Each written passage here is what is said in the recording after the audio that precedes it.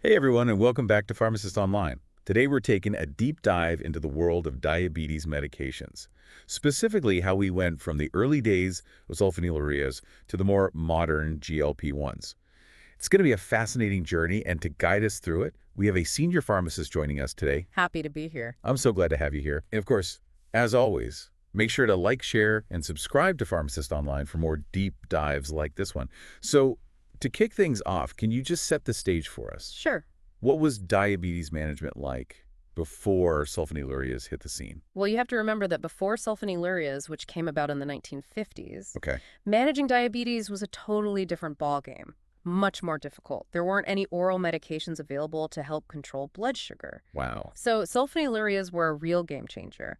They offered this new way to stimulate the pancreas to produce more insulin. So essentially, they were giving the body a nudge to do what it should be doing naturally. Exactly. And for a lot of people, they worked incredibly well. Brands like glucotrol, diabeta, Amaryl, these became really common names that people were familiar with. Those are definitely familiar. But as we learned more about these medications, Uh-huh. we started to discover some limitations. This is what I find so fascinating about medicine. Yeah, It's always evolving. it is. What were some of those limitations that made researchers start looking for better options? I think one major concern with sulfonylureas was the risk of hypoglycemia, Right. which is when blood sugar drops too low. And that can be really dangerous. Absolutely. And because sulfonylureas push the pancreas to produce more insulin, Yeah. sometimes they would kind of overdo it. Oh, so it was like overcompensating. Yeah. And on top of that, for some people, they just became less effective over time. Oh, really? Potentially because the pancreas just gets kind of tired and less responsive. Like overworked. Exactly. Like it's been working too hard for too long. That's really interesting.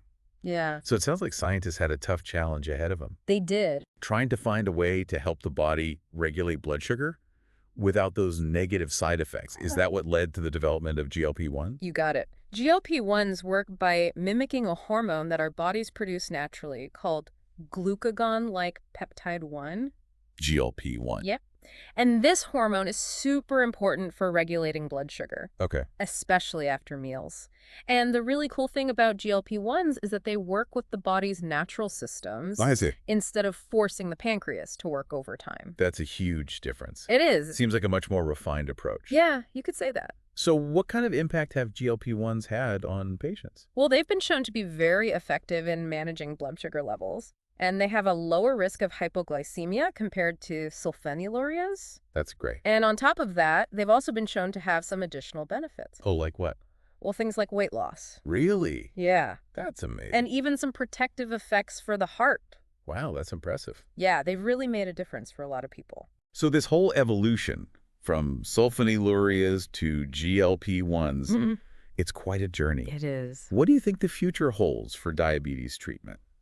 That's the big question, isn't it? It is. I mean, we've come so far in such a short amount of time. We have. Who knows what amazing discoveries are just around the corner? It's exciting to think about. It is. Maybe even a cure someday. Wouldn't that be amazing? It would. Well, on that hopeful note, we're going to wrap up this deep dive. But before we go, I want to remind everyone to like, share, and subscribe to Pharmacist Online for more fascinating explorations into the world of pharmacy. And to all of you listening, we want to hear your thoughts. What are your hopes for the future of diabetes treatment? Leave a comment below, and let's keep the conversation going. Thanks for joining us, and we'll see you in the next deep dive.